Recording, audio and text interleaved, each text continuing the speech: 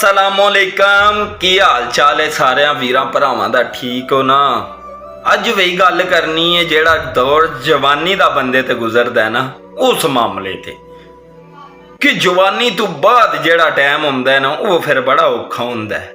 जिस तरह के पहले दिन चढ़दा है फिर दोपहर हुंदी है उस तो बाद रात हो जाती है। आखिरी टाइम जिन्हों असीं आने यार आखिरी टाइम है हुण रात दा टाइम है।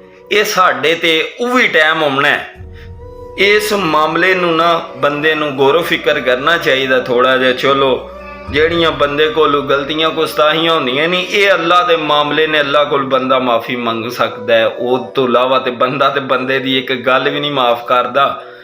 ते उस तो बाद ना एक गल इंज दी है कि जवानी दे टाइम ना अपने तो माड़े नाल कदे भी जुल्म ज्यादती ना करो। जेड़ा तुहाडे तू जानू माड़ा है, माली माड़ा है, या वो तुहाडे नाल भड़ने दा या लड़ने दा या तुहाडे नाल किसी भी मामलात दे विच तुहाडे मुकाबले दा नहीं, उस बंदे नाल कदे भी जुल्म ज्यादती ना करो। उस तो बाद जदों वक्त फिर ढलदा है ना ते फिर ये गल मैं तुहानू दसना शेर दी शक्ल च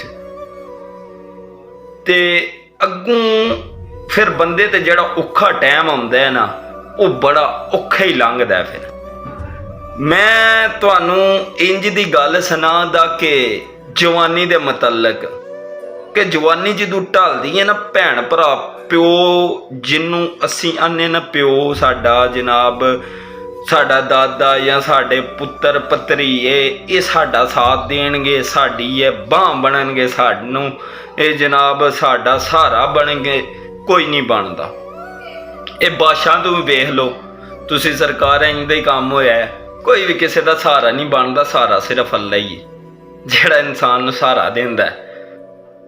शेर सुनो जनाब के आंदा कि वेख जवानी ढह नहीं गई, आखिर मगरों लै नहीं गई, लैके फिकरां वाले कंडे साडे नाल भी खै नहीं गई, लागर पिंडा दर्दां वाला ओ वेख के पिछे रह नहीं गई, ओ मानी इन्ने अत है चाई हुण थक हार के बह नहीं गई।